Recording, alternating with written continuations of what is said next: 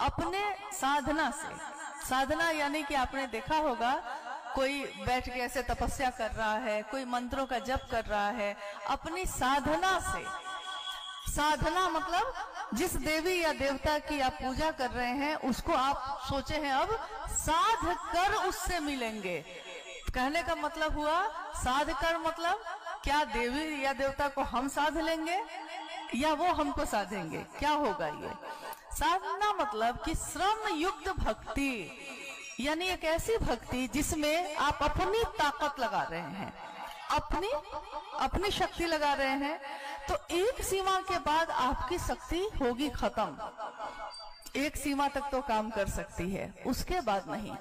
एक कुर्सी उठाने तक आप खुद से उठा सकते हैं, लेकिन अगर आपको सोफा उठाने के लिए कहा जाएगा, चौकी या पलंग उठाने के लिए कहा जाएगा, तो आप अकेले नहीं कर सकते। यानी वहां आपकी शरीर की शक्ति खत्म। मानसिक शक्ति, मन में शरीर से बहुत ज्यादा शक्ति होती है। मानसिक शक्ति यानी आपने आज जो घर बनाया है और आप जिसमें रहते हैं, किसी दिन वो घर नहीं था, लेकिन आपके मन ने सोचा था, आपके मन में सोचा कि एक घर बनाऊंगा। नहीं कहते एक घर हो सपनों का, उसमें ऐसा होगा, 4 बेडरूम बनेगा। देखिए उस दिन हम लोग जो बात करते हैं, क्या क्या बात करते हैं, हम कहते हैं उसमें 4 बेडरूम, एक ड्राइंग रूम, एक किचन, एक लॉन, एक ये सारी चीज। क्या ये सारी चीजें बाहर बन गई हैं? नहीं, आपने उस दिन इन चीजों को अपने मन में सोचा है, आप अपने मन में सोच रहे हैं। और ये चीजें जो 1 साल या 2 साल बाद सामने मूर्त होंगी, प्रकट होंगी, बन जाएंगी, ये उस दिन आपके मन में बन रही है।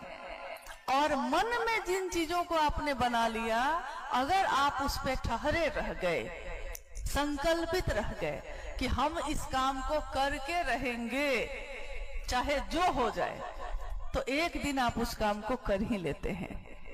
सामने दिखता है 2 साल बाद, लेकिन बन तो गया था उसी दिन जिस दिन आपने मन में सोचा था।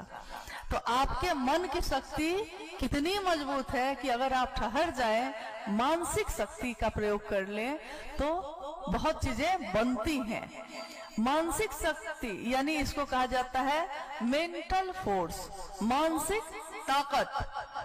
तो कभी कभी आपने सुना होगा कि कोई साधु, कोई अघोरी अपनी मानसिक शक्ति से, आपने सुना होगा किसी किसी के बारे में सदगुरु श्रेणी, यानी